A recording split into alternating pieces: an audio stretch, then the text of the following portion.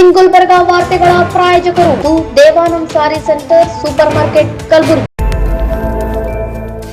Devanand saree centre ಹಲವು ವರ್ಷಗಳಿಂದ ಕಲಬುರಗಿ ಮಹಾಜನತೆಯ ಭರವಸೆ ಗಳಿಸಿರುವ ರೇಷ್ಮೆ ಸೀರೆಗಳ ಅತಿ ದೊಡ್ಡ ಶೋರೂಮ್.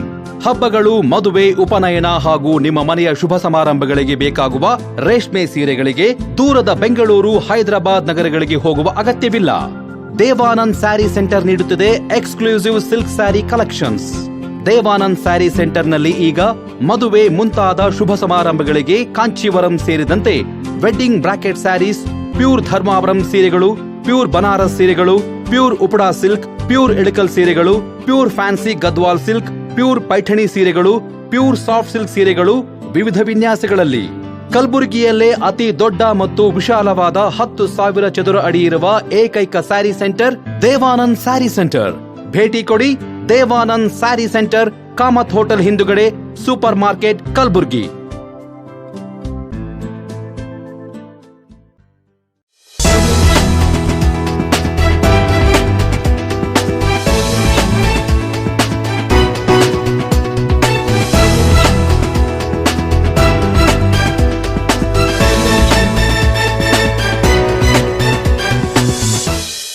ನಮಸ್ಕಾರ ವೀಕ್ಷಕರೇ, ಇನ್ ಗುಲ್ಬರ್ಗಾ ನ್ಯೂಸ್ಗೆ ಸ್ವಾಗತ. ನಾನು ಶಕುಂತಲಾ. ಮೊದಲಿಗೆ ಹೆಡ್ಲೈನ್ಸ್. ಜಯನಗರದಲ್ಲಿ 20 ಲಕ್ಷ ವೆಚ್ಚದ ರಸ್ತೆ ಕಾಮಗಾರಿಗೆ ಶಾಸಕ ಅಲ್ಲಂಪ್ರಭು ಪಾಟೀಲ್ ಚಾಲನೆ. ವಾರ್ಡ್ ನಂಬರ್ 49ರಲ್ಲಿ ನೂತನ ಮೇಯರ್, ಉಪಮೇಯರ್ಗೆ ಸನ್ಮಾನ. ಸರ್ಕಾರದ ಧೋರಣೆ ಖಂಡಿಸಿ ನಗರದಲ್ಲಿ ಶಿಕ್ಷಕರ ಪ್ರತಿಭಟನೆ. ಇದೀಗ ವಾರ್ತೆಗಳ ವಿವರ. ನಗರದ ಜಯನಗರದ ವಾರ್ಡ್ ನಂಬರ್ 48ರಲ್ಲಿ ಕಲ್ಯಾಣ ಕರ್ನಾಟಕ ಪ್ರದೇಶ ಅಭಿವೃದ್ಧಿ ಮಂಡಳಿ ಅನುದಾನದಲ್ಲಿ 20 ಲಕ್ಷ ರೂಪಾಯಿ ವೆಚ್ಚದ ರಸ್ತೆ ಕಾಮಗಾರಿಗೆ ದಕ್ಷಿಣ ವಿಧಾನಸಭಾ ಕ್ಷೇತ್ರದ ಶಾಸಕ ಅಲ್ಲಂಪ್ರಭು ಪಾಟೀಲ್ ಅವರು ಗುದ್ದಲಿ ಪೂಜೆ ನೆರವೇರಿಸುವ ಮೂಲಕ ಚಾಲನೆ ನೀಡಿದರು.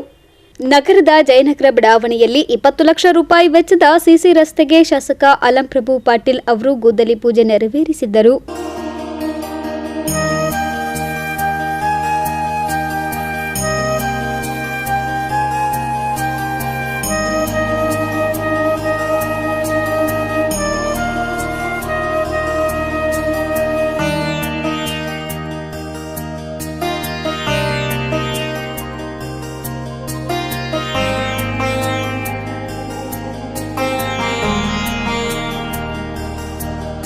ಈ ವೇಳೆ ಮಾತನಾಡಿದ ಅವರು, ಅಭಿವೃದ್ಧಿಯೇ ನಮ್ಮ ಮುಖ್ಯ ಗುರಿಯಾಗಿದ್ದು ಮುಂಬರುವ ದಿನದಲ್ಲಿ ಇನ್ನಷ್ಟು ಅಭಿವೃದ್ಧಿ ಕಾಮಗಾರಿಗಳಿಗೆ ಆದ್ಯತೆ ನೀಡಲಾಗುವುದು ಎಂದು ತಿಳಿಸಿದ್ದಾರೆ. ಕೂಡ 1 ಕೋಟಿ ರೂಪಾಯಿ ಕೆಲಸ ಪ್ರಾರಂಭ ಮಾಡಿ ಮುಕ್ತಾಯ ಆಗಿದೆ. ರಾಜಾಪುರನಲ್ಲಿ ಕೂಡ 2 ಕೋಟಿ ರೂಪಾಯಿ ಮೇಲ್ಪಟ್ಟು ಕೆಲಸ ಪ್ರಾರಂಭ ಆಗಿ ಅದು ಕೂಡ ಮುಕ್ತಾಯ ಆಗ್ತದೆ. ಇವತ್ತು 20 ಲಕ್ಷ ರೂಪಾಯಿ ಕೆಲಸ ಇಲ್ಲಿ ಜಯನಗರ ಬಡಾವಣೆಯಲ್ಲಿ ಪ್ರಾರಂಭ ಮಾಡಿದ್ವಿ. ಅನಿಲ್ ಅಂತ ಹೇಳಿ ಕಾಂಟ್ರಾಕ್ಟ್, PWD ಕಾಂಟ್ರಾಕ್ಟ್ ಟೆಂಡರ್ ಆಗಿತ್ತು. ಕೆಲಸ ನಾಳೆಯಿಂದ ಪ್ರಾರಂಭ ಆಗ್ತದೆ. ಅದರ ಪೂಜಾ ಸಮಾರಂಭದಲ್ಲಿ ಎಲ್ಲ ಬಡಾವಣೆಯ ಹಿರಿಯರು, ಎಲ್ಲ ಹಿರಿಯರು ಕೂಡ ಎಲ್ಲ ಯಜಮಾನರು ಬಂದು ಏನಪ್ಪ ಅಂದ್ರೆ ಬೆಳಗ್ಗೆಯಿಂದ ಕಾಯ್ದಿದ್ದಾರೆ. ಇವತ್ತು ಪ್ರಾರಂಭ ಮಾಡಿವಿ, ನಾಳೆಯಿಂದ ಕೆಲಸ ಪ್ರಾರಂಭ ಆಗ್ತದೆ. ಒಳ್ಳೆ ದಾರಿ ಸರಿಯಾಗಿ ಅನ್ಕೊಂಡು ಒಳ್ಳೆ ಕ್ವಾಲಿಟಿ, ಕ್ವಾಂಟಿಟಿ ಮತ್ತು ಕ್ಯೂರಿಂಗ್ ಆಗ್ತಂತೆ ನೋಡ್ಕೊಂಡು ಜವಾಬ್ದಾರಿ ಎಲ್ಲ ಬಡಾವಣೆ ಕೆಲಸ. ಎಲ್ಲರಿಗೆ ಕ್ಯೂರಿಂಗ್ ಇಲ್ಲ, ಕ್ವಾಲಿಟಿ ಸರಿಯಾಗಿ ಹಾಕಲಿ ಸ್ಟಾಪ್ ಮಾಡಿ ನಮ್ಮ ಗಮನಕ್ಕೆ ತಂದ್ರೆ ನಾವು ಅದು ಕರೆಕ್ಟಾಗಿ ಬಂದು AW ಅವರು ಅವರಿಗೆ ಸರಿಯಾಗಿ ಮಾಡಿಸ್ಕೊಡ್ತೀವಿ. ಕಾಂಟ್ರಾಕ್ಟ್ನು ಇಲ್ಲೇ ಅದನ್ನು ಹೇಳ್ತೀನಿ, ಚೆನ್ನಾಗಿ ಕ್ವಾಲಿಟಿ ವರ್ಕ್ ಮಾಡೋದು. ಎಲ್ಲ VIP ಬಡಾವಣೆ ಮತ್ತು ಸಂಬಂಧಪಟ್ಟ ಇಂಜಿನಿಯರ್ ಶಾಂತಪ್ಪ ಕೂಡ ಸರಿಯಾಗಿ ನೋಡಿ ಕ್ವಾಲಿಟಿ ವರ್ಕ್ ಮಾಡಿ ಕ್ಯೂರಿಂಗ್ ಕರೆಕ್ಟ್ ಆಗುತ್ತೆ. ಈ ವೇಳೆ ಶಾಸಕ ಅಲ್ಲಂಪ್ರಭು ಪಾಟೀಲ್ ಅವರು ಅಭಿವೃದ್ಧಿಗೆ ಹೆಚ್ಚು ಒತ್ತು ನೀಡುವ ಶಾಸಕರಾಗಿದ್ದು ಮುಂಬರುವ ದಿನಗಳಲ್ಲಿ ಇನ್ನಷ್ಟು ಅಭಿವೃದ್ಧಿ ಕಾರ್ಯಗಳನ್ನು ಮಾಡುವ ಮೂಲಕ ಜನರ ಕಷ್ಟಕ್ಕೆ ಸ್ಪಂದಿಸುವರೆಂಬ ಭರವಸೆ ಇದೆ ಎಂದು ಬಡಾವಣೆಯ ನಿವಾಸಿಗಳು ಅಭಿಪ್ರಾಯವನ್ನು ವ್ಯಕ್ತಪಡಿಸಿದ್ದಾರೆ. ನಮ್ಮ ಆತ್ಮೀಯರಾದಂಥ ನಮ್ಮ ಪಾಟೀಲರು, ನಮ್ಮ ಶಾಸಕರು, ನಮ್ಮ ಒಂದೇ ಒಂದು ವಿನಂತಿ, ನಮ್ಮಲ್ಲಿ ರೋಡ್ ಭಾಳ ಖರಾಬ್ ಆಗ್ಯದ. ಒಂದೇ ಮಾತಿಗೆ 2 ದಿನ ಆಗ್ಯದ ಸ್ಯಾಂಕ್ಷನ್ ಮಾಡಿಸಿಂದ ಇವತ್ತು ಉದ್ಘಾಟನೆ ಮಾಡ್ಯಾರ. ರೋಡಿಂದು ಭಾಳ ಸಂತೋಷ ಆಗ್ಯದ ನಮಗೆ, ಈ ಬಡಾವಣೆ ಮಂದಿಗೆ. ಆಯ್ತು, ಅವ್ರಿಗೂ ಇವತ್ತು ನಮ್ಮೆಲ್ಲ ಅನೇಕ ಸಮಸ್ಯೆಗಳ ಬಗ್ಗೆ ಅವ್ರಿಗೆ ಸಾಕಷ್ಟು ಇವತ್ತು ಕೊಟ್ಟಿದ್ದೀವಿ. ಅದಕ್ಕೆ ಅವರು ಸ್ಪಂದಿಸ್ತಾರಂತ ನನಗೆ ಖಾತ್ರಿ ಅದ. ಈ ನಮ್ಮ ಬಡಾವಣೆಯ ಸಂಪೂರ್ಣ ಬೇಡಿಕೆಗಳನ್ನು ಅವರಿಗೆ ಪೂರೈಸ್ತಾರೆ. ಅವ್ರ ಬಳಿ ಇದು ಜಯನಗರ ಬಡಾವಣೆ 48 ನಂಬರ್. ನನ್ನ ಹೆಸರು RH ಭೋಗ್ ಶೆಟ್ಟಿ ಅಂತ. ಇಲ್ಲಿ ಎಲ್ಲ ನಮ್ಮ ಬಡಾವಣೆಯರು ಎಲ್ಲರೂ ಹಿರಿಯರು ಗೆಳೆಯರು ಎಲ್ಲರೂ ಕೂಡಿ ಇವತ್ತಿನ ದಿನ ಭಾಳ ಸಂತೋಷ ದಿನ, ಅಭಿಮಾನ ದಿನ ಅಂತ ನಾವು ಹೆಮ್ಮೆಯಿಂದ ಹೇಳ್ಕೊತೀವಿ. ಸಾಹೇಬರು ಶಾಸಕರು ಭಾಳ ಸಂತೋಷದಿಂದ ನಮಗೆ ಈ ಒಂದು ಕಾರ್ಯಕ್ರಮ ಯಶಸ್ವಿ ಮಾಡಿಕೊಟ್ಟಾರ. ಮುಂದೂ ನಾವು ಯಾವುದೇ ಕೆಲಸ ಅವ್ರು ನಮ್ಮ ಸ್ಪಂದಿಸ್ತಾರಂತ ನಾವು ಆಶೆ ಮಾಡಿ. ಈ ಸಂದರ್ಭದಲ್ಲಿ RH ಬೋಗಶೆಟ್ಟಿ, ಹನುಮಂತರಾಯ ಪಾಟೀಲ್, SR ಬಿರಾದಾರ್, ಕಲ್ಲಪ್ಪ, ಬಸವರಾಜ್ ಮಾಲಿ ಪಾಟೀಲ್, ಮಹೇಶ್ ಹೊಸೂರ್ಕರ್, ಶಾಂತಕುಮಾರ್ ಸೇರಿದಂತೆ ಇತರರು ಉಪಸ್ಥಿತರಿದ್ದರು. Bureau report in Gulbarga news. ನೂತನವಾಗಿ ಆಯ್ಕೆಯಾದ ಕಲಬುರಗಿ ಮಹಾನಗರ ಪಾಲಿಕೆ ಮೇಯರ್ ಹಾಗೂ ಉಪ ಮೇಯರ್ ಅವರಿಗೆ ನಗರದ ವಾರ್ಡ್ ನಂಬರ್ 49ರ ಕಾಂಗ್ರೆಸ್ ಮುಖಂಡರು ಹಾಗೂ ಕಾರ್ಯಕರ್ತರು ಸನ್ಮಾನಿಸಿ ಗೌರವಿಸಿದರು.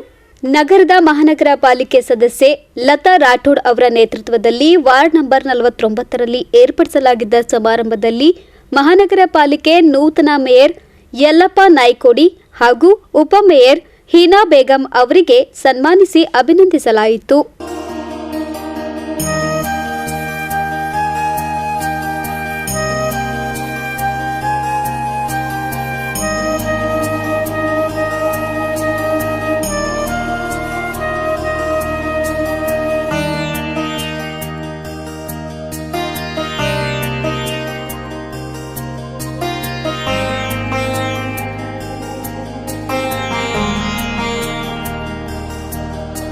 ಈ ಸಂದರ್ಭದಲ್ಲಿ ಮಾತನಾಡಿದ ಮೇಯರ್ ಯಲ್ಲಪ್ಪ ನಾಯ್ಕೋಡಿ ಅವರು ಕಲಬುರಗಿ ನಗರದ ಅಭಿವೃದ್ಧಿಗೆ ನಮ್ಮ ಮೊದಲ ಆದ್ಯತೆ ಎಂದರು.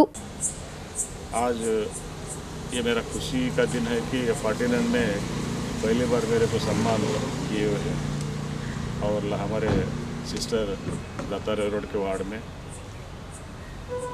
और हम लोग पहले से भी हम कारपोरेटर थे, जायज साहब के पीरियड से लेकर 96 से यहाँ तक हम कारपोरेटर, जायज साहब हमारे साथ कारपोरेटर थे, मेयर बने, डिप्टी मेयर भी थे। वैसे हमारे साथ हमारे रवि राठौड़ भी कारपोरेटर थे, बाद में हमारे सिस्टर आए, फिर कंटिन्यू सिस्टर आए। वैसे हमारे रहीमुल्ला पहले हमारे साथ कारपोरेटर थे, फिर हमारे सिस्टर आए। ये हमारी टीम बहुत अच्छी टीम है कि सब मिलके हम काम करने वाले हैं, क्योंकि लोग हमको, आप लोग हमको दोबारा जिताते तो हम काम करने वाले हैं, बिल्कुल हमको जिताते हैं आप लोग। वही हम लोग आपके जो विचार है, विचार को हम फॉलो करने वाले हैं। हम लोग कभी भी पब्लिक के इतने ही काम करने वाले हैं, पब्लिक के अंदर ही रह के हम काम करने वाले हैं। ये हमारे पूरे टीम अच्छी टीम है, हमारे मेयर, डिप्टी मेयर, जितने हमारे कारपोरेट्स है, हमारे पूरे ये बार हमारे कांग्रेस की मेजॉरिटी है और कांग्रेस की ये हम मेयर डिप्टी मेयर बने हुए हैं। और हमारे पीछे हमारी सरकार है, सरकार हमारे फिर यहाँ 2-3 मिनिस्टर है, हमारे इंचार्ज मिनिस्टर प्रियंका साहब है, शरण प्रकाश पाटिल है, दर्शनापुर है, और हमारे बड़े लीडर AICC के प्रेसिडेंट मल्लिकार्जुन खड़गे है, और हमारे नॉर्थ के MLA खनीज फातिमा मैडम और साउथ के MLA अलमपुर पाटिल, जितने बहुत बड़ा टीम है हमारे, बहुत ताकत है हमारे पीछे। हमारे रवि राठौड़ साहब बोले कि कुछ तो फंड, बहुत कुछ कर सकते हैं फंड के, पर सरकारी हमारे हाथ में है, कारपोरेशन सरकार हमारे हाथ में, मिल के काम करेंगे, अच्छे काम करेंगे। पब्लिक में जो पब्लिक में क्या है, ये बार हमारा मेयर डिप्टी मेयर कांग्रेस के बन गए, सरकार भी हमारी है, ये बार अच्छा हमारे एरिया में अच्छा काम होगा बोल के लोगों का एक ख्वाहिश है, लोगों के की है, वो हम ख्वाहिश को पूरा करेंगे। ಇವತ್ತು ಒಂದು ಮರ, ಒಂದು ತಾಯಿಗೊಂದು ಮರ ಅಂತ ಒಂದು ನಮ್ಮ ಮಹಾನಗರ ಪಾಲಿಕೆ ವತಿಯಿಂದ ನಾವು ಪ್ರತಿ ವಾರ್ಡ್ನಲ್ಲಿ ಈ ಒಂದು ಕಾರ್ಯಕ್ರಮವನ್ನು ನಾವು ರಚನೆ ಮಾಡ್ತಾ ಇದ್ದೀವಿ. ಮತ್ತು ಇವತ್ತು ನನ್ನ ವಾರ್ಡ್ನಲ್ಲಿ ಈ ಒಂದು ಸಸಿ ನಡೆಸುವ ಕಾರ್ಯಕ್ರಮವನ್ನು ಇಟ್ಕೊಂಡು ನಾವು ಇವತ್ತು ಮೇಯರ್ ಅಣ್ಣವರಿಗೆ ನಾನು ತುಂಬ ಧನ್ಯವಾದಗಳನ್ನು ಸಲ್ಲಿಸುತ್ತೇನೆ.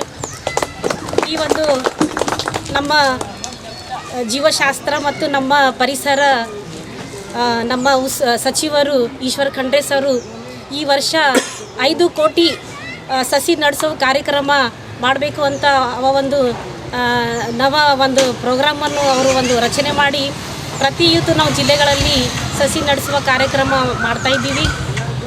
ಇವತ್ತು ಒಂದೇ ಉದ್ದೇಶ ಇವತ್ತು ಏನಂತಂದರೆ, ಇವತ್ತು ಒಂದು ನಾವು ಬೇವಿನ ಮರದ ಕೆಳಗೆ ನಾವು ಇವತ್ತು ಕುಂತೀವಂದರೆ ಆ ತಾಯಿಯ ಒಂದು ನಾವು ಒಂದು ಆಶ್ರಯದಲ್ಲಿ ನಾವು ಇವತ್ತು ಕುಳ್ಕೊಂಡು ಒಂದು ಕಾರ್ಯಕ್ರಮ ಮಾಡ್ತೀವಿ. ಇದೇ ಒಂದು ಮೆಸೇಜ್ ಅಂತ ನಾವು ತಿಳಿಬೇಕು. ಯಾಕಂತಂದರೆ ಪ್ರಕೃತಿ ಬಹಳ ಮುಖ್ಯವಾಗಿದ್ದು, ನಮಗೆ ಊಟ ಮತ್ತು ಕುಡಿಯೋಕ್ಕೆ ನೀರು ಜೊತೆನೂ ನಮಗೆ ಪ್ರಕೃತಿ ಬಹಳ ನಮಗೆ ಅವಶ್ಯಕತೆ. ಈ ಅವಶ್ಯಕತೆ ಸಲುವಾಗಿ ನಾವು ಪ್ರತಿಯೊಂದು ವಾರ್ಡ್ನಲ್ಲಿ ನಾವೆಲ್ಲರೂ ಇದು ನಾವೇ ಇಲ್ಲ ಮಹಾನಗರ ಪಾಲಿಕೆ ಸದಸ್ಯರೇ ಅಂತಿಲ್ಲ, ತಾವೆಲ್ಲರೂ ತಮ್ಮ ಮನೆ ಹತ್ರ ಆಗಲಿ, ನಿಮ್ಮ ಸ್ಕೂಲ್ ಹತ್ರ ಆಗಲಿ, ತಾವೆಲ್ಲರೂ ಒಂದು ಪ್ರತಿಯೊಬ್ಬರು ಒಂದು ವ್ಯಕ್ತಿ ಒಂದು ಸಸಿ ನಡೆಸಬೇಕಂತ ತಮ್ಮಲ್ಲಿ ಕೇಳ್ಕೊಳ್ತೀನಿ. ಜೈ. ಸಮಾರಂಭದಲ್ಲಿ ಮಹಾನಗರ ಪಾಲಿಕೆ ಸದಸ್ಯೆ ಲತಾ ರಾಠೋಡ್ ಸೇರಿದಂತೆ ಕಾಂಗ್ರೆಸ್ ಪಕ್ಷದ ಮುಖಂಡರು, ಕಾರ್ಯಕರ್ತರು ಹಾಗೂ ಬಡಾವಣೆಯ ಅನೇಕರು ಭಾಗವಹಿಸಿದ್ದರು. Bureau report in Gulbarga news. ನಿರಂತರ ಸೇವಾ ಅನುಭವ ಮತ್ತು ಉನ್ನತ ವಿದ್ಯಾರ್ಹತೆ ಹೊಂದಿರುವ ಸೇವಾ ನಿರತ ಶಿಕ್ಷಕರಿಗೆ ತಾರತಮ್ಯ ಮಾಡದಂತೆ ಅರ್ಹ ಸೌಲಭ್ಯ ಒದಗಿಸಬೇಕೆಂದು ಒತ್ತಾಯಿಸಿ ಕಲಬುರಗಿಯಲ್ಲಿ ಬೃಹತ್ ಪ್ರತಿಭಟನೆ ನಡೆಸಲಾಯಿತು. ಕರ್ನಾಟಕ ರಾಜ್ಯ ಪ್ರಾಥಮಿಕ ಶಾಲಾ ಶಿಕ್ಷಕರ ಸಂಘದ ನೇತೃತ್ವದಲ್ಲಿ ನಗರದ ಡಿಸಿ ಕಚೇರಿಯ ಎದುರು ಬೃಹತ್ ಪ್ರತಿಭಟನೆ ನಡೆಸಿದ ಕಾರ್ಯಕರ್ತರು ಸರ್ಕಾರದ ವಿರುದ್ಧ ಘೋಷಣೆ ಕೂಗಿ ಆಕ್ರೋಶ ವ್ಯಕ್ತಪಡಿಸಿದರು. 2017ರ ಹೊಸ ವೃಂದ ಮತ್ತು ನೇಮಕಾತಿ ನಿಯಮಗಳನ್ನು 2016ಕ್ಕಿಂತ ಮೊದಲು ನೇಮಕಾತಿಯಾದ ಶಿಕ್ಷಕರಿಗೆ ಪೂರ್ವಾನ್ವಯಗೊಳಿಸಬಾರದು. ಇದರಿಂದ ಪ್ರಾಥಮಿಕ ಶಾಲಾ ಸೇವಾ ನಿರತ ಶಿಕ್ಷಕರಿಗಾಗುವ ಅನ್ಯಾಯವನ್ನು ಸರಿಪಡಿಸಬೇಕು ಹಾಗೂ ಅರ್ಹ ಪ್ರಾಥಮಿಕ ಶಾಲಾ ಶಿಕ್ಷಕರಿಗೆ 2016ರ ಪೂರ್ವದಂತೆ ಅರ್ಹತೆಯ ಆಧಾರದ ಮೇಲೆ ಪ್ರೌಢಶಾಲೆಗೆ ಬಡ್ತಿ ನೀಡುವುದು. ಇನ್ನು ಪ್ರಾಥಮಿಕ ಶಾಲಾ ಶಿಕ್ಷಕರಿಗೆ 2016ರ ಪೂರ್ವದಂತೆ ಮುಖ್ಯ ಗುರುಗಳ ಹುದ್ದೆಗೆ ಸೇವಾ ಜ್ಯೇಷ್ಠತೆಯ ಆಧಾರದ ಮೇಲೆ ಬಡ್ತಿ ನೀಡಬೇಕೆಂದು ಒತ್ತಾಯಿಸಿದರು. ಆಗಸ್ಟ್ 12ನೇ ತಾರೀಕು ಬೆಂಗಳೂರಿನ ಫ್ರೀಡಂ ಪಾರ್ಕ್ನಲ್ಲಿ ಏನು ಪ್ರಾಥಮಿಕ ಶಾಲಾ ಶಿಕ್ಷಕರ ಸಂಘದಿಂದ ಒಂದು ದಿನದ ಸಾಂಕೇತಿಕ ಧರಣಿ ಇದೆ.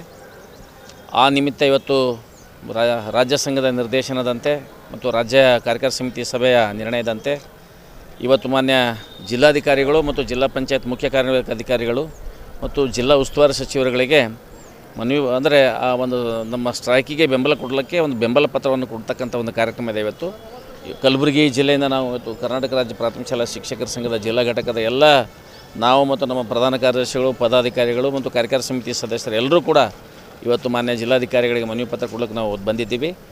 ನಮ್ಮ ಬೇಡಿಕೆ ಇಷ್ಟೇ. ನಿನ್ನೆ ಪತ್ರಿಕಾಗೋಷ್ಠಿಯಲ್ಲಿ ತಾವು ಕೂಡ ನಮ್ಮ ಸುದ್ದಿಯನ್ನು ಅತ್ಯಂತ ಅಚ್ಚುಕಟ್ಟಾಗಿ ಮತ್ತು ಸರ್ಕಾರದ ಗಮನ ಸೆಳೆಯುವ ಹಾಗೆ ಪ್ರಸಾರ ಮಾಡಿದ್ದೀರಿ. ನಿಮಗೆ ಮೊದಲನೇದಾಗಿ ಧನ್ಯವಾದಗಳು. ಏನಪ್ಪ ಅಂತಂದರೆ 2017ರಲ್ಲಿ ನಮ್ಮ ಶಿಕ್ಷಣ ಇಲಾಖೆ ರೂಪಿಸಿರ್ತಕ್ಕಂಥ C&R ರೂಲ್ ಪ್ರಾಥಮಿಕ ಶಾಲಾ ಶಿಕ್ಷಕರಿಗೆ ಸಂಬಂಧಪಟ್ಟಂತೆ 2017ರಲ್ಲಿ ಏನು C&R ರೂಲ್ ಏನು ಜಾರಿ ಮಾಡಿದ್ರು. ಆ 2017ರ C&R ರೂಲು ಅವೈಜ್ಞಾನಿಕವಾಗಿರ್ತಕ್ಕಂಥ C&R ರೂಲ್ ಇದೆ.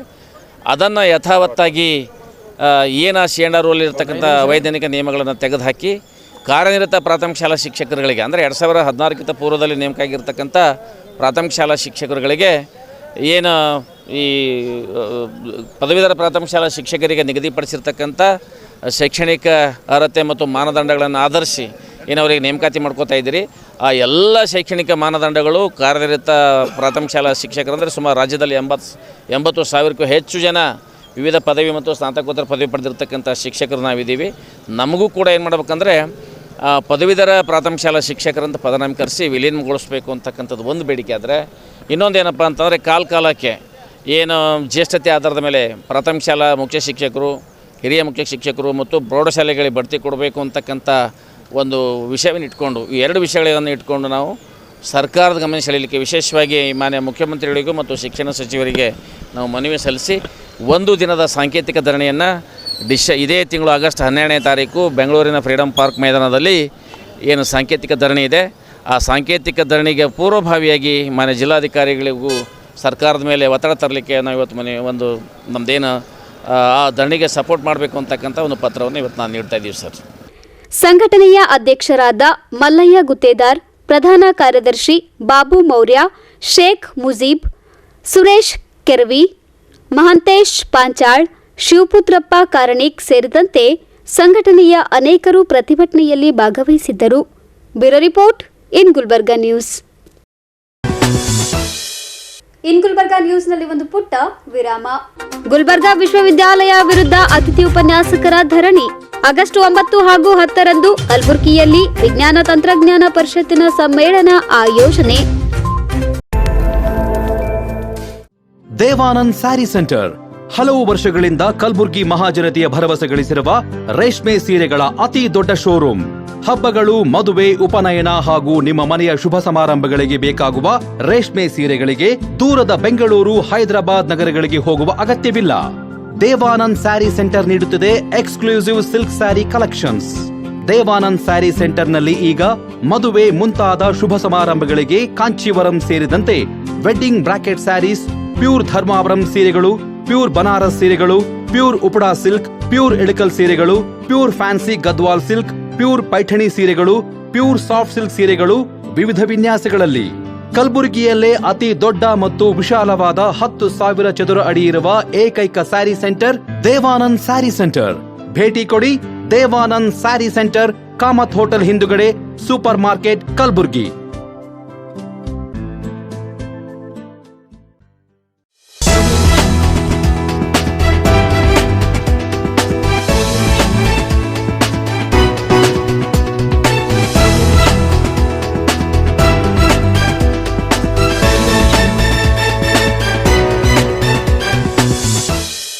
ವಿರಾಮದ ನಂತರ ಮತ್ತೆ ಇನ್ ಗುಲ್ಬರ್ಗಾ ನ್ಯೂಸ್ಗೆ ಸ್ವಾಗತ. ಅತಿಥಿ ಉಪನ್ಯಾಸಕರ ವಿವಿಧ ಬೇಡಿಕೆ ಈಡೇರಿಕೆಗೆ ಆಗ್ರಹಿಸಿ ನಗರದ ಗುಲ್ಬರ್ಗಾ ವಿಶ್ವವಿದ್ಯಾಲಯ ಆವರಣದಲ್ಲಿ ಅತಿಥಿ ಉಪನ್ಯಾಸಕರು ಧರಣಿ ಸತ್ಯಾಗ್ರಹ ನಡೆಸಿ ವಿಶ್ವವಿದ್ಯಾಲಯದ ವಿರುದ್ಧ ಆಕ್ರೋಶ ವ್ಯಕ್ತಪಡಿಸಿದರು. ಗುಲ್ಬರ್ಗಾ ವಿಶ್ವವಿದ್ಯಾಲಯ ಅತಿಥಿ ಉಪನ್ಯಾಸಕರ ಸಂಘದ ನೇತೃತ್ವದಲ್ಲಿ ವಿಶ್ವವಿದ್ಯಾಲಯ ಕಾರ್ಯಸೌಧದ ಎದುರು ಬೃಹತ್ ಪ್ರತಿಭಟನೆ ನಡೆಸಿದ ಅತಿಥಿ ಉಪನ್ಯಾಸಕರು ವಿಶ್ವವಿದ್ಯಾಲಯದ ವಿರುದ್ಧ ಘೋಷಣೆ ಕೂಗಿ ಆಕ್ರೋಶವನ್ನ ಹೊರಹಾಕಿದರು.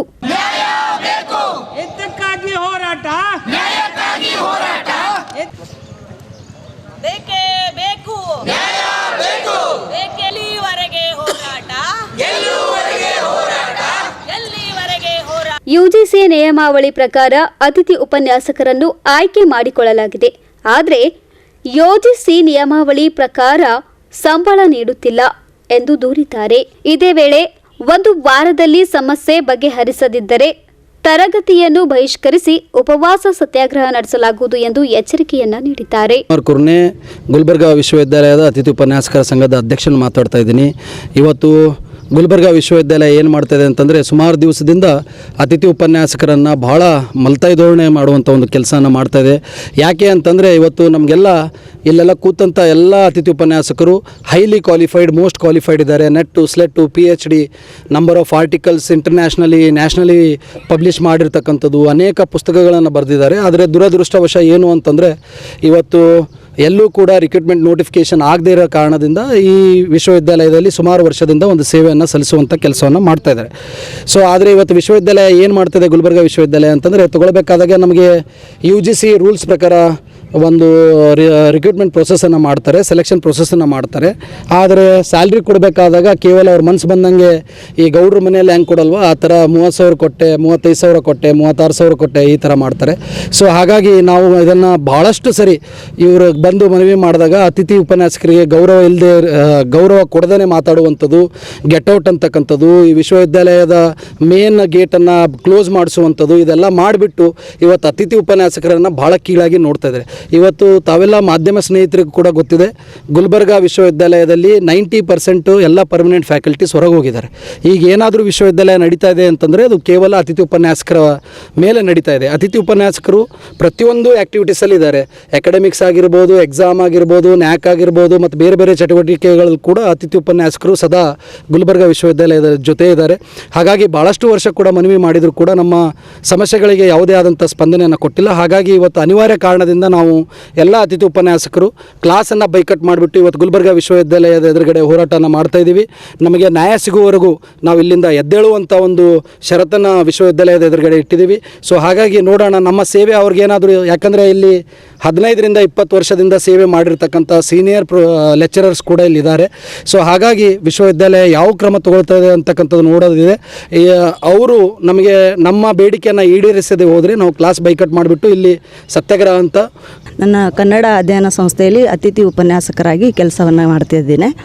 ನಮ್ಮ ಈ ಒಂದು ಸತ್ಯಾಗ್ರಹದ ಉದ್ದೇಶ ಏನು ಅಂತಂದರೆ 3 ವರ್ಷದಿಂದ ನಾವು ಅತಿಥಿ ಉಪನ್ಯಾಸಕರಿಗೆ ವೇತನ ಹೆಚ್ಚಳ ಮಾಡುವುದಕ್ಕಾಗಿ ಅವರಿಗೆ ಮನವಿಯನ್ನು ಸಲ್ಲಿಸಿದ್ದೇವೆ. ಸಾಕಷ್ಟು ಸಲ ಅವರಿಗೆ ಹೋಗಿ ಭೇಟಿಯನ್ನು ಮಾಡಿದ್ದೀವಿ. ಆದರೂ ಸರ್ ಏನು ಹೇಳಿದರು ಅಂತಂದರೆ, ನಮ್ಮ ಕುಲಪತಿಗಳು ಮಾಡ್ತೀವಿ, ನಾವು ನಿಮ್ಮ ಪರ ಇದ್ದೀವಿ ಅಂತೇಳಿ ಹೇಳಿದರು. ಹಾಗಾಗಿ ಅವ್ರ ಮೇಲಿರ್ತಕ್ಕಂಥ ನಂಬಿಕೆಗಾಗಿ ನಾವು ಅವರ ಒಂದು ಮೌಖಿಕವಾಗಿರ್ತಕ್ಕಂಥ ಭರವಸೆಗೆ 3 ವರ್ಷ ತನಕ ಕಾದು ಕೂತು ಅವರನ್ನು ಗೌರವದಿಂದ ಕಾದು ಕೂತಿದ್ದೀವಿ.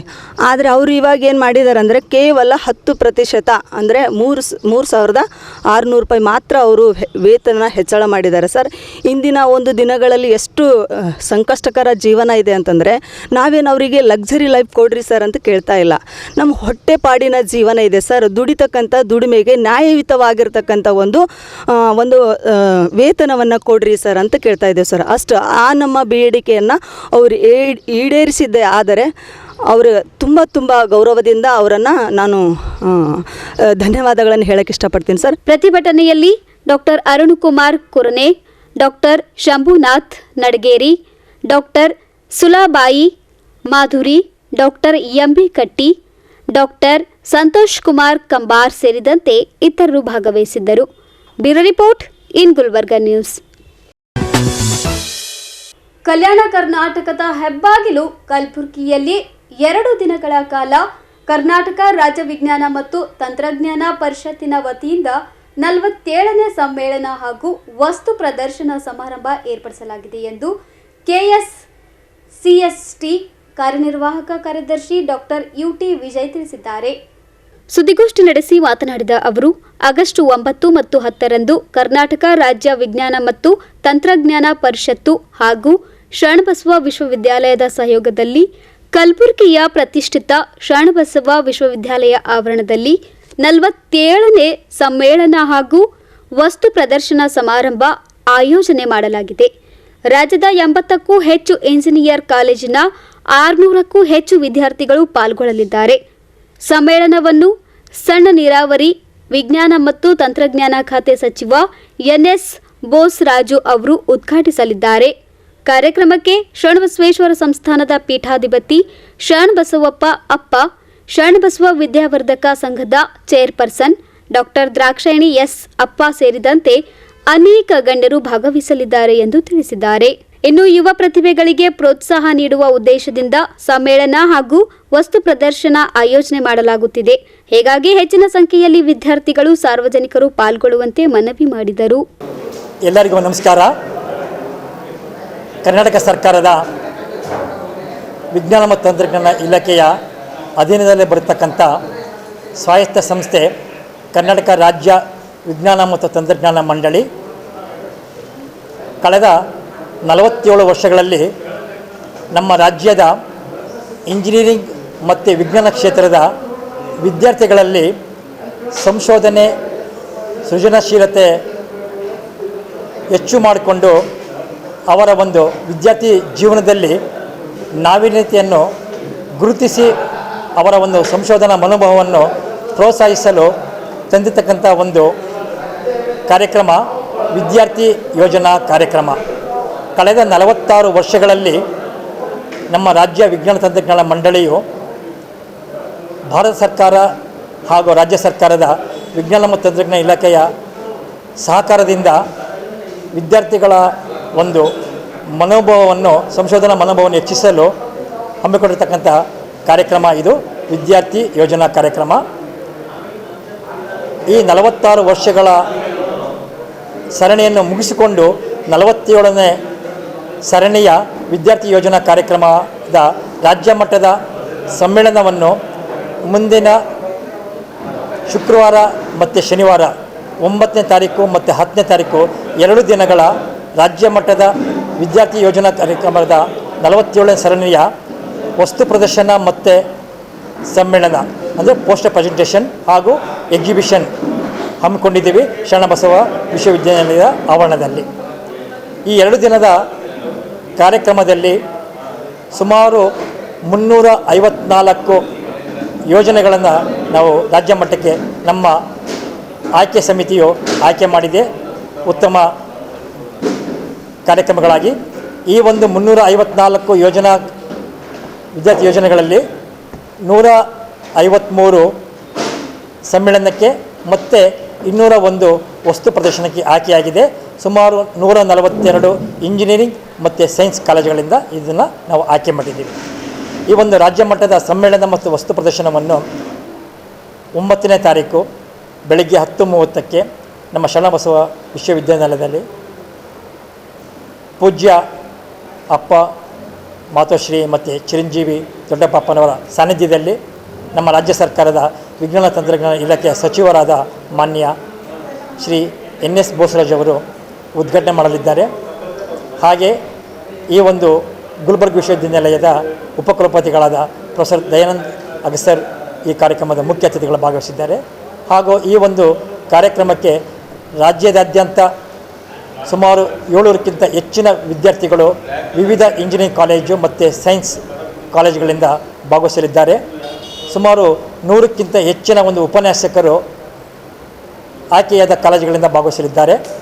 ಹಾಗೆ ಈ ಒಂದು 354 ಯೋಜನೆಗಳಲ್ಲಿ ರಾಜ್ಯ ಮಟ್ಟದ ಅತ್ಯುತ್ತಮ ಯೋಜನೆಗಳನ್ನು ಆಯ್ಕೆ ಮಾಡಲು ವಸ್ತು ಪ್ರದರ್ಶನ ಮತ್ತು ಸಮ್ಮೇಳನ ಯೋಜನೆಗಳನ್ನು ಆಯ್ಕೆ ಮಾಡಲು ಜ್ಯೂರಿ ಮೆಂಬರ್ ಪ್ಯಾನೆಲ್. ಸುದ್ದಿಗೋಷ್ಠಿಯಲ್ಲಿ ಶರಣಬಸವ ವಿದ್ಯಾವರ್ಧಕ ಸಂಘದ ಕಾರ್ಯದರ್ಶಿ ಬಸವರಾಜ್ ದೇಶ್ಮುಖ್, ಶರಣಬಸವ ವಿಶ್ವವಿದ್ಯಾಲಯ ಕುಲಪತಿ Anil Kumar Bidve, professor Jogan, senior project engineer KN Venkatesh ಸೇರಿ ಇತರರು ಉಪಸ್ಥಿತರಿದ್ದರು.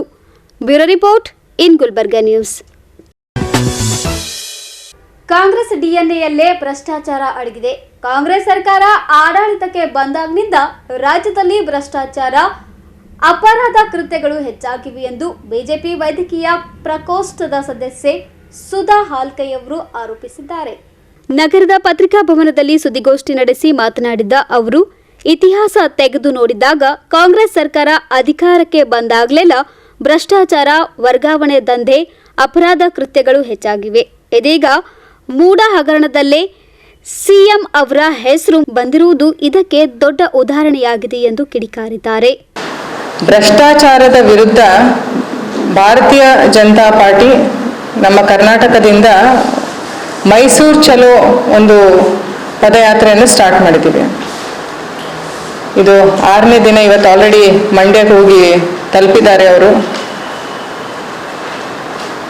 ದಿನದಿನಕ್ಕೂ ಜನರ ಬಹುಮತ ಇದಕ್ಕೆ ಬಹಳ ಜನ ಇದನ್ನ ಬೆಂಬಲಿಸ್ತಾ ಇದ್ದಾರೆ. ದಿನದಿನಕ್ಕೆ ಇದು ಪಾದಯಾತ್ರೆಯಲ್ಲಿ ಪಾಲ್ಗೊಳ್ಳುವ ಜನರ ಸಂಖ್ಯೆ ಜಾಸ್ತಿ ಆಗ್ತಾ ಇದೆ, ಕಡಿಮೆ ಆಗ್ತಾ ಇಲ್ಲ. ಇದು ನಮ್ಮ ಪಕ್ಷದಿಂದ ಕರ್ನಾಟಕದ ಕಾಂಗ್ರೆಸ್ ಗವರ್ಮೆಂಟಿನ ಭ್ರಷ್ಟಾಚಾರದ ವಿರುದ್ಧ ನಾವು ಒಂದು ಪಾದಯಾತ್ರೆಯನ್ನು ನಾವು ಸ್ಟಾರ್ಟ್ ಮಾಡಿದ್ವಿ. ನಾವು ನೋಡಿರೋ ಹಾಗೆ ಅನೇಕ ಕಾಲದಿಂದ ಭ್ರಷ್ಟಾಚಾರ ಆಲ್ಮೋಸ್ಟ್ ಕಾಂಗ್ರೆಸ್ DNA ಇದೆ ಅಂತ ಹೇಳ್ತೀನಿ ನಾನು. ಕಾಮನ್ವೆಲ್ತ್ ಗೇಮ್ಸ್ ಆಯಿತು, 2G 3G ಆಯಿತು, ಸಬ್ಮರೈನ್ ಆಯಿತು, ಬೋಫೋರ್ಸ್ ಆಯಿತು, ಅನೇಕ ವರ್ಷಗಳಿಂದ ಇದು ನಡೀತಾ ಇದೆ. ಅದೇ ಥರ ನಮ್ಮ ಕರ್ನಾಟಕದ ಇತಿಹಾಸ ನೋಡಿದ್ವಿ ಅಂತಂದರೆ ಭಾಳ ಹಿಂದೇನು ಹೋಗೋದು ಬೇಡ. ಸಿದ್ದರಾಮಯ್ಯ ಅವರು ಲಾಸ್ಟ್ ಟೈಮ್ ಯಾವಾಗ ಚೀಫ್ ಮಿನಿಸ್ಟರ್ ಆಗಿದ್ರು ಆವಾಗ ಲೋಕಾಯುಕ್ತವನ್ನೇ ಕೊಂದುಬಿಟ್ರು, ಅವರು ಅಸಾಸಿನೇಷನ್ ಮಾಡಿದ್ರು. 150 ಕೇಸ್ಗಳು ಕಾಂಗ್ರೆಸ್ ಲೀಡರ್ಸ್ ಮೇಲೆ ಲೋಕಾಯುಕ್ತ ಕೇಸ್ ಫೈಲ್ ಮಾಡಿದ್ರು. ಸೊ ಅದನ್ನು ಕಂಪ್ಲೀಟ್ ಆಗಿ ಅದನ್ನು ಮುಚ್ಚಾಕ್ಬಿಟ್ಟು ACBನ ತಗೊಂಡು ಬಂದರು. ಸೊ ಅಲ್ಲಿಂದ ಅವರು ಅವ್ರ ಆಫೀಸರ್ಸಿಗೆ ಇಟ್ಕೊಂಡ್ಬಿಟ್ಟು ಸಿದ್ದರಾಮಯ್ಯ ಅವ್ರ ಪರವಾಗಿ ಒಂದು B ರಿಪೋರ್ಟನ್ನು ಹಾಕಿದ್ರು. ಹಾಗೆ PFI ವಿರುದ್ಧ ಎಲ್ಲ ಕೇಸಸ್ಸನ್ನು ಕ್ಲೋಸ್ ಮಾಡಿದ್ರು. 1500 ಜನನ ಅವರು ಫ್ರೀ ಬಿಟ್ರು, ಯಾರ್ಯಾರು ಅರೆಸ್ಟ್ ಆಗಿದ್ರು. ಇದು ಯಾಕೆ ಹೇಳ್ತಾ ಇದ್ದೀನಿ ಅಂದರೆ ಇತಿಹಾಸನ ನಾವು ಯಾವತ್ತೂ ಮರೆಯಕ್ಕೆ ಹೋಗ್ಬಾರ್ದು. ಈಗ ಮತ್ತೆ ನಮ್ಮ ಕರ್ನಾಟಕ ಜನರ ಒಂದು ದುರಾದೃಷ್ಟ ಅಂದ್ಕೊಳ್ಳಿ, ಕಾಂಗ್ರೆಸ್ ಗವರ್ಮೆಂಟ್ ಅಧಿಕಾರಕ್ಕೆ ಬಂದಿದೆ. ಬಂದಾಗಿ ನೀಡಿದ 15 ತಿಂಗಳಾಯಿತು ನಾವು ಬರೀ ಕಲೆಕ್ಷನ್ನು, ಕರಪ್ಷನ್ನು, ಕ್ರೈಮನ್ನು ನೋಡ್ತಾ ಇದ್ದೀವಿ. ಈಗ ಮೂಡ ಸ್ಕ್ಯಾಮಲ್ಲಿ ಸ್ವಂತ ಸಿದ್ದರಾಮಯ್ಯ ಅವರೇ ಹೊಣೆಗಾರಕರಾಗಿದ್ದಾರೆ. ಇವತ್ತಿಂದ ಸಿಚುವೇಶನ್ ನಾವು ನೋಡಿದ್ವಿ ಅಂದರೆ ಅವ್ರು ಮೈಸೂರಲ್ಲಿ ಬಂದು ಕೂತ್ಕೊಂಡಿದ್ದಾರೆ, ಬೆಂಗಳೂರು ಬಿಟ್ಟು ಮೈಸೂರಿಗೆ ವಾಪಸ್ ಬಂದು ಕೂತ್ಕೊಂಡಿದ್ದಾರೆ. ಅವರು ಭಯಭೀತರು ಆಗಿದ್ದಾರೆ. ಅವ್ರ ಸರ್ಕಾರದಲ್ಲಿ ಅವರ ಪಕ್ಷದಲ್ಲಿನೇ ಅವರಿಗೆ ರಾಜೀನಾಮೆ ಕೊಡಬೇಕು ಅಂತ ಒತ್ತಡ ಇದೆ. ನಮ್ಮ ಕಡೆ ಅಂತೂ ಡೆಫಿನೆಟ್ ಆಗಿದೆ. Being a constructive opposition party, ಅನೇಕ ಒಳಗಡೆ ಅವರ ಪಕ್ಷದಲ್ಲಿ ಕಾರ್ಯಾಚರಣೆಗಳು ನಡೀತಾ ಇದ್ದಾವೆ, ಯಾರು ನೆಕ್ಸ್ಟ್ CM ಅಂತ ಹೇಳಿ. ಇಲ್ಲಿ ಮೇನ್ ಯಾಕೆ ಉದ್ದೇಶಿಸ್ತಾ ಇದ್ದೀನಿ ಅಂತಂದ್ರೆ, ST SC ಫಂಡ್ಗಳನ್ನು 24,000 ಫಂಡ್ಗಳನ್ನ ಗ್ಯಾರಂಟೀಸ್ ಡೈವರ್ಟ್ ಮಾಡಿದ್ರು. ಅದು ಅನ್ಕಾನ್ಸ್ಟಿಟ್ಯೂಷನಲ್. ಅದು ಬಿಟ್ಬಿಟ್ಟು ವಾಲ್ಮೀಕಿ ನಿಗಮದ 187 ಕೋಟಿನ ಅವರು ಕಂಪ್ಲೀಟಾಗಿ, ನಾವು ಮೊದಲು ಹೇಳಿದ್ವಿ, ನಮ್ಮದು ಪಕ್ಷದವರು ಹೇಳಿದ್ವಿ, ಅಮಿತ್ ಶಾ ಹಿಡ್ಕೊಂಡು ಹೇಳಿದ್ವಿ, ಇದು ಒಂದು ATM ಸರ್ಕಾರ ಅಂತ ನಾವು ಹೇಳಿದ್ವಿ. ATM ಸರ್ಕಾರ, ಇದು ಬೇರೆ ರಾಜ್ಯಗಳಿಗೆ ಎಲೆಕ್ಷನ್ಗೆ ಫಂಡ್ ಮಾಡೋದಿದೆ ಅಂತ ನಾವು ಕ್ಲಿಯರ್ ಕಟ್ ಆಗಿ ಹೇಳಿದ್ವಿ. ಅವ್ರು ಅದೇ ಥರ ಮಾಡಿದ್ದಾರೆ. ಅದು ಪ್ರೂವ್ ಸಾಬೀತು ಆಗಿದೆ. ಇವತ್ತು ED ಅವರ ಇನ್ವೆಸ್ಟಿಗೇಷನ್ಸ್ ತಗೊಳ್ಳಿ, CBI ಇನ್ವೆಸ್ಟಿಗೇಷನ್ಸ್ ತಗೊಳ್ಳಿ, ಎಲ್ಲನೂ ಪ್ರೂವ್ ಆಗಿದೆ ಅದು. ಸೊ ನಾವು ಏನೇನು ಹೇಳ್ತಾ ಇದ್ದೀವಿ, ಹೌದು, ಬಾಪುಗಿ ಅದನ್ನೇ ಮಾಡ್ತಾ ಇದ್ದಾರೆ. ಆಮೇಲೆ ಅವರೇ ಸ್ವಂತ ಸಿದ್ದರಾಮಯ್ಯ ಅವರು ಅಸೆಂಬ್ಲಿಯಲ್ಲಿ ಒಪ್ಕೊಂಡಿದ್ದಾರೆ 87 ಕೋಟಿ. SM ಕೃಷ್ಣ ಆಶ್ರಯ ಕಾಲೋನಿ ಮನೆಗಳನ್ನು ಅರ್ಹ ಫಲಾನುಭವಿಗಳಿಗೆ ನೀಡುವಂತೆ ಆಗ್ರಹಿಸಿ ನಗರದಲ್ಲಿ ಬೃಹತ್ ಪ್ರತಿಭಟನೆ ನಡೆಸಲಾಯಿತು. ಜೈ ಕನ್ನಡಿಗರ ರಕ್ಷಣಾ ವೇದಿಕೆ ನೇತೃತ್ವದಲ್ಲಿ ನಗರದ ಮಹಾನಗರ ಪಾಲಿಕೆ ಭೇಟಿ ನೀಡಿ ನೂತನ ಮೇಯರ್ ಯಲ್ಲಪ್ಪ ನಾಯ್ಕೋಡಿ ಅವರಿಗೆ ಮನವಿ ನೀಡಿದ ಕಾರ್ಯಕರ್ತರು ಕಲಬುರಗಿ ನಗರದ ಸರ್ವೆ ನಂಬರ್ 75 ಹಾಗೂ 76ರ SM ಕೃಷ್ಣ ಆಶ್ರಯ ಕಾಲೋನಿಯ 200 ಮನೆಯ ನಿವಾಸಿಗಳಿಗೆ ಮನೆ ಮಂಜೂರಾಗಿ ಸುಮಾರು 13 ವರ್ಷ ಕಳೆದರೂ ಹಕ್ಕುಪತ್ರ ವಿತರಣೆ ಮಾಡದೆ ಅದೇ ಸರ್ವೆ ನಂಬರ್ನ ಮನೆಗಳನ್ನು ಶ್ರೀಮಂತರಿಗೆ ವಿತರಣೆ ಮಾಡಲಾಗಿದೆ ಎಂದು ದೂರಿದ ಪ್ರತಿಭಟನಾ ನಿರತರು ಅದನ್ನು ರದ್ದುಗೊಳಿಸಿ ನಿಜವಾದ ಫಲಾನುಭವಿಗಳಿಗೆ ಮಂಜೂರು ಮಾಡುವಂತೆ ಆಗ್ರಹಿಸಿದ್ದಾರೆ. ಜೈ ಕನ್ನಡಿಗರ ರಕ್ಷಣಾ ವೇದಿಕೆ ವತಿಯಿಂದ ನಾವು ಕಲಬುರಗಿ ನಗರದ ನೂತನ ಮಹಾನಗರ ಪಾಲಿಕೆಯ ಮಹಾಪೌರರಿಗೆ ಭೇಟಿ ನೀಡುವ ಮೂಲಕ ಮತ್ತು ಅವರಿಗೆ ಸನ್ಮಾನ ಮಾಡುವ ಮೂಲಕ ಮತ್ತು ನಾವು ಸುಮಾರು ವರ್ಷಗಳಿಂದ ಬೇಡಿಕೆ ಇರುವಂಥ HM ಕೃಷ್ಣ ಆಶ್ರಯ colony survey number 75, 76 survey number HM Krishna ಅವರ ಆಶ್ರಯ ಕಾಲನಿಯ ಬಡವರು ಜನರಿಗೆ ಅಲ್ಲಿ ಆಗಿರುವಂಥ ಶ್ರೀಮಂತ ಜನರಿಗೆ ಆಯ್ಕೆಯಾಗಿರುವಂಥ ಮನೆಗಳನ್ನು ರದ್ದು ಮಾಡಿ ಬಡವ ಜನರು ಇರುವಂಥ ಅಲ್ಲಿ 200 ಜನ 13 ವರ್ಷದಿಂದ ಅಲ್ಲೇ ಆ ಮನೆಯಲ್ಲಿ ಅವರು ಸೇವೆ ಆ ಮನೆಯಲ್ಲಿ ಬರ್ತಾ ಇದ್ದಾರೆ. ಅದಕ್ಕೆ ಅಲ್ಲಿನವರಿಗೆ ಆ ಮನೆಗೆ ಯಾವ ಮನೆಗೆ ಆ ಬಡವ ಜನ ಇದ್ದಾರೆ ಆ ಮನೆಯೇ ಅವ್ರಿಗೆ ಆಯ್ಕೆ ಮಾಡಿಕೊಡ್ಬೇಕು ಮತ್ತು ಸರ್ಕಾರದಿಂದ ಅವರಿಗೆ ಮಂಜೂರು ಮಾಡಿಕೊಡ್ಬೇಕು ಅನ್ನೋದ್ರಿಂದ ನಾವು ಸುಮಾರು ವರ್ಷಗಳಿಂದ ಅವರು ಜೊತೆಯಾಗಿ ಹೋರಾಟವನ್ನು ಮಾಡುತ್ತಾ ಬಂದಿದ್ದೇವೆ. ಸುಮಾರು ಸಲ ಮೇಯರ್ ಇದ್ದಾಗೂ ವಿಶಾಲ್ ದರ್ಗಿ ಅವರು ಇದ್ದಾಗೂ ಮೇಯರಿಗೆ ಕೊಟ್ಟಿದ್ದೇವೆ. ಅದೇ ರೀತಿ ಕಮಿಷನರ್ ಕೊಟ್ಟಿದ್ದೇವೆ. ಆ ಕಮಿಷನರ್ ಅವರು ನಮಗೆ ಜಾಧವ್ ಅವರಿಗೂ ಕೊಟ್ಟಿದ್ದೇವೆ. ಆಲ್ರೆಡಿ ನಾವು ಸುಮಾರು ಅಧಿಕಾರಿಗಳಿಗೆ ಮತ್ತು ಸಚಿವರಿಗೆ ಈ ರೀತಿ ಆಶ್ರಯ ಕಾಲನಿ ಬಗ್ಗೆಗೆ ನಾವು ನಿರಂತರ ಹೋರಾಟವನ್ನು ಮಾಡಿ ಅವ್ರಿಗೆ ಹೇಳ್ತಾನೆ ಬಂದಿದ್ದೇವೆ. ಇಲ್ಲಿನ ಏನು ಒಂದು ಆಶ್ರಯ ಕಾಲನಿ ಬಡಾವಣೆ ಇದೆ, ಆ ಬಡಾವಣೆಯ 106 ಸಮಸ್ಯೆಗಳಿದೆ. ಅಲ್ಲಿ ಈಗ ಆಶ್ರಯ ಕಾಲನಿ ಏನು HM ಕೃಷ್ಣ ಆಶ್ರಯ ಕಾಲನಿಯಲ್ಲಿ ಸುಮಾರು 13 ವರ್ಷದಿಂದ ಅವರು ಅಲ್ಲಿ ಸೇವೆ ಮಾಡ್ತಾ ಇದ್ದಾರೆ, ಅಲ್ಲಿ ಇರ್ತಾ ಇದ್ದಾರೆ. ಅಲ್ಲಿ ಯಾವುದೇ ರೀತಿಯ ಮೂಲಭೂತ ಸೌಕರ್ಯಗಳಿಲ್ಲ, ನೀರಿಲ್ಲ, ಲೈಟ್ ಇಲ್ಲ, ದಿನನಿತ್ಯ ಹಾವುಗಳು, ತೇಳುಗಳು ಸುಮಾರು ಜನ ಇದೆ. ಮತ್ತು ಇವರು ಕುಡಿಯೋ ನೀರಿಗೆ ತರಬೇಕಾದ್ರೆ ಇವರು ರೈಲ್ವೆ ಪಟ್ರಿಗಳನ್ನು ದಾಟಿ ನೀರು ತರಬೇಕು. ಯಾವ ರೀತಿಯ ಅಪಘಾತ ಆಗ್ಬೋದು, ಯಾವಾಗಲೂ ಅವ್ರು ಜೀವ ಕಳ್ಕೊಬೋದು. ಅವರು ಇಷ್ಟು ಕಷ್ಟಪಡೋದು ಯಾಕಂತಂದರೆ ನಮಗೆ ಮನೆ ಆಗ್ತದೆ, ನಮ್ಮ ಮಕ್ಕಳಿಗೆ ಮನೆ ಆಗ್ತದೆ ಅಂತ ನಾವು. ಮತ್ತು ಅಲ್ಲಿರುವಂಥ ಜನರು ರಾಣೇಶ್ವರ ಬಳಿಗೆ ಒಂದು ಭಿಕ್ಷೆ ಬೇಡ್ತಾರೆ, ಮನೆ ಕೆಲಸ ಮಾಡ್ತಾರೆ, ಯಾವುದೋ ಹೋಟೆಲಲ್ಲಿ ಕೆಲಸ ಮಾಡ್ತಾರೆ. ಅವ್ರ ಪರಿಸ್ಥಿತಿ ಹೆಂಗದೆ ಅಂದರೆ ಅವ್ರು ಡೈಲಿ ಕೆಲಸ ಮಾಡಿದಾಗೆ ಅವ್ರು ಉಪಜೀವನ ನಡಿಬೇಕು. ಅಂಥ ಕಂಡೀಷನ್ ಆದರೆ ಎಲ್ಲೋ ರಸ್ತೆಯಲ್ಲಿ ಮಂಕೊಂಡಂಥ ಜನರಿಗೆ ಆಶ್ರಯ ಮನೆಗಳು ಸಿಗ್ತಾ ಏನಂತಂದ ಇದ್ದಾಗ, ಆ ಮನೆಗಳು ಖಾಲಿ ಇದ್ದಾಗ ಆ ಮನೆಯಲ್ಲಿ ಹೋಗಿ ಅವರು ಜೀವನ ಮಾಡ್ತಾ ಇದ್ದಾಗ ಅಲ್ಲಿನ ಜನಗಳು ಏನು ಆಯ್ಕೆ ಆಗಿದ್ದಾರೆ ಶ್ರೀಮಂತರು ಮಕ್ಕಳು ಬೇರೆದವ್ರು ಹೋಗಿ ಅಲ್ಲಿ ಗುಂಡಗಿರಿ ಮಾಡಿ ಕುಡಿದು ಹೋಗಿ ಇವ್ರಿಗೆ ಭಯನ ಹಚ್ಚಿಸಿ ನೀವು ಖಾಲಿ ಮಾಡ್ಲಿಕ್ಕಂದ್ರೆ ನಿಮಗೆ ಓಡಿಸ್ತೇವೆ, ಮನೆ ಖಾಲಿ ಮಾಡಿಸ್ತೇವೆ, ನಿಮ್ಮ ಸಾಮಾನ್ಯ ಒಗಡ್ತೇವೆ ಅಂತ ಈ ರೀತಿ ಇವರು ಹೋಗಿ ಗ್ರಾಮೀಣ ಪೊಲಿಟೇಷನ್ಗೆ ಹೋಗಿ ಕಂಪ್ಲೇಂಟ್ ಕೊಟ್ಟಿದ್ದಾರೆ. ಸುಮಾರು ಸಲ ಹೇಳಿದ್ದಾರೆ. ಅವರು ಆ್ಯಕ್ಷನ್ ತೋರ್ತಿದ್ದಾರೆ, ಪೊಲೀಸರು ಬರ್ತಾ ಇದ್ದಾರೆ. ಪೊಲೀಸರು ಬಂದಾಗ ಇವ್ರು ಬರ್ತಾ ಇಲ್ಲ. ರಾತ್ರಿ 2 ಗಂಟೆಗೆ 3 ಗಂಟೆಗೆ ಬಂದು ಈ ರೀತಿ ಭಯಲಿಂದ ಅವರಿಗೆ ಅಂಜಿಕೆ ಹಾಕೋ ರೀತಿಯಿಂದ ಮಾಡ್ತಾ ಇದ್ದಾರೆ. ಅದಕ್ಕೆ ಇವರಿಗೆ ಮಹಾನಗರ ಪಾಲಿಕೆಗೆ ಮತ್ತು ಮಹಾಪೌರಿಗೆ ನಾನು ವಿನಂತಿ ಮಾಡ್ತೀನಿ, ಕೂಡಲೇ ಇವರಿಗೆ ಆಶ್ರಯ ಕಾಲನಿ ಕಮಿಟಿಯವರಿಗೆ ಕರೆಸಿ, ಅಧಿಕಾರಿಗಳಿಗೆ ಕರೆಸಿ, ಅಲ್ಲಿ ಎಷ್ಟು ಮನೆ ಖಾಲಿ ಅವ, ಎಷ್ಟು ಮನೆ ಖಾಲಿ ಇಲ್ಲ, ಅವು ಒಂದು ಪಟ್ಟಿಯನ್ನು ತೊಗೊಂಡು ಆ ಪಟ್ಟಿಯಲ್ಲಿ ಖಾಲಿ ಇರುವ ಪಟ್ಟಿಗಳನ್ನು ಭರ್ತಿ ಮಾಡಿ ಈ ಇರುವಂಥ ನನಗೆ ಜೊತೆ ಇರೋಂಥ ಆಶ್ರಯ ಬಡು ಜನರಿಗೆ ಎಷ್ಟು ಜನ ಇದ್ದಾರೆ ಅವು ಎಲ್ಲ ಜನರಿಗೆ ಮನೆ ಆಯ್ಕೆ ಮಾಡಿ ಕೊಡಬೇಕು ಅಂತಂದು ನಾನು ಮಹಾನಗರ ಪಾಲಿಕೆ ನೂತನ ಆಗಿರುವಂಥ ಮಹಾಪೌರರಿಗೆ ನಾನು ಹೊಸದಾಗಿ ಮನವಿ ಕೊಟ್ಟಿದ್ದೀನಿ. ಅವರು ನನಗೆ ಆಶ್ವಾಸನೆ ಕೊಟ್ಟಿದ್ದಾರೆ. ಕೂಡಲೇ 2 ದಿವಸದಲ್ಲಿ ನಾನೇ ಖುದ್ದು ಬಂದು ಭೇಟಿ ನೀಡಿ ಅಲ್ಲಿರುವಂಥ ಸಮಸ್ಯೆಗಳಿಗೆ ನಾನು ಬಗೆಹರಿಸ್ತೀನಿ ಮತ್ತು ಅವರಿಗೆ ಮನೆ ಮಾಡೋಂಥದ್ದು ರೀತಿ ಮಾಡ್ತೀನಿ. ಇವರಿಗೆ ಕೂಡಲೇ ಮನೆಯಲ್ಲಿ ಲಿಸ್ಟಲ್ಲಿ ಹೆಸರು ಬರಬೇಕು ಮತ್ತು ಇವರಿಗೆ ಪಕ್ಕಾ ಮನೆ ನಾನು ಮಾಡಿಕೊಡ್ತೀನಿ ಅಂತ ನನಗೆ ಆಶ್ವಾಸನೆ ಕೊಟ್ಟಿದ್ದಾರೆ. ಇನ್ನು ಇದೇ ವೇಳೆ ನೂತನವಾಗಿ ಆಯ್ಕೆಯಾದ ಮೇಯರ್ ಯಲ್ಲಪ್ಪ ನಾಯ್ಕೋಡಿ ಅವರಿಗೆ ಜೈ ಕನ್ನಡಿಗರ ರಕ್ಷಣಾ ವೇದಿಕೆ ಕಾರ್ಯಕರ್ತರು ಸನ್ಮಾನಿಸಿ ಗೌರವಿಸಿದ್ದರು. ಈ ಸಂದರ್ಭದಲ್ಲಿ ಜೈ ಕನ್ನಡಿಗರ ರಕ್ಷಣಾ ವೇದಿಕೆ ಸಂಸ್ಥಾಪಕ ಅಧ್ಯಕ್ಷ ಸಚಿನ್ ಫರ್ತಾಬಾದ್, ಸಂಘಟನೆಯ ಸುರೇಶ್ ಹನುಗುಡಿ, ಅಂಬು ಮಸ್ಕಿ, ಅಕ್ಷಯ್, ನವೀನ್, ಸಾಯಿ ಕುಮಾರ್ ಸಿಂಧೆ, ಪ್ರವೀಣ್ ಸಿಂಧೆ ಸೇರಿದಂತೆ ಇತರರು ಉಪಸ್ಥಿತರಿದ್ದರು. Bureau report in Gulbarga news. ಇದೀಗ ಮತ್ತೊಮ್ಮೆ ಮುಖ್ಯಾಂಶಗಳು. ಜಯನಗರದಲ್ಲಿ 20 ಲಕ್ಷ ವೆಚ್ಚದ ರಸ್ತೆ ಕಾಮಗಾರಿಗೆ ಶಾಸಕ ಅಲ್ಲಂಪ್ರಭು ಪಾಟೀಲ್ ಚಾಲನೆ. ವಾರ್ಡ್ ನಂಬರ್ 49ರಲ್ಲಿ ನೂತನ ಮೇಯರ್, ಉಪಮೇಯರ್ಗೆ ಸನ್ಮಾನ. ಸರ್ಕಾರದ ಧೋರಣೆ ಖಂಡಿಸಿ ನಗರದಲ್ಲಿ ಶಿಕ್ಷಕರ ಪ್ರತಿಭಟನೆ. ಇದೇ ಹೊತ್ತಿನ ಇನ್ ಗುಲ್ಬರ್ಗಾ ನ್ಯೂಸ್. ಮುಂದಿನ ಸಂಚಿಕೆಯಲ್ಲಿ ಮತ್ತೆ ಭೇಟಿಯಾಗೋಣ. ನಮಸ್ಕಾರ. ಇನ್ ಗುಲ್ಬರ್ಗಾ ವಾರ್ತೆಗಳ ಪ್ರಾಯೋಜಕರು Devanand saree centre super market Kalaburagi. Devanand saree centre ಹಲವು ವರ್ಷಗಳಿಂದ ಕಲ್ಬುರ್ಗಿ ಮಹಾಜನತೆಯ ಭರವಸೆ ಗಳಿಸಿರುವ ರೇಷ್ಮೆ ಸೀರೆಗಳ ಅತಿ ದೊಡ್ಡ ಶೋರೂಮ್.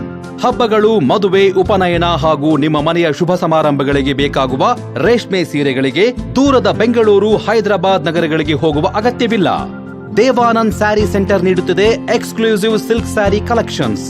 ದೇವಾನಂದ್ ಸ್ಯಾರಿ ಸೆಂಟರ್ನಲ್ಲಿ ಈಗ ಮದುವೆ ಮುಂತಾದ ಶುಭ ಸಮಾರಂಭಗಳಿಗೆ ಕಾಂಚೀವರಂ ಸೇರಿದಂತೆ wedding brocade sarees, pure Dharmavaram ಸೀರೆಗಳು, ಪ್ಯೂರ್ ಬನಾರಸ್ ಸೀರೆಗಳು, pure Uppada silk, pure Ilkal ಸೀರೆಗಳು, pure fancy Gadwal silk, pure Paithani ಸೀರೆಗಳು, ಪ್ಯೂರ್ ಸಾಫ್ಟ್ ಸಿಲ್ಕ್ ಸೀರೆಗಳು ವಿವಿಧ ವಿನ್ಯಾಸಗಳಲ್ಲಿ. ಕಲಬುರಗಿಯಲ್ಲೇ ಅತಿ ದೊಡ್ಡ ಮತ್ತು ವಿಶಾಲವಾದ 10,000 ಚದುರ ಅಡಿ ಇರುವ ಏಕೈಕ sari centre Devanand saree centre. ಭೇಟಿ ಕೊಡಿ. Devanand saree centre, Kamath hotel ಹಿಂದುಗಡೆ, ಸೂಪರ್ ಮಾರ್ಕೆಟ್, ಕಲಬುರಗಿ.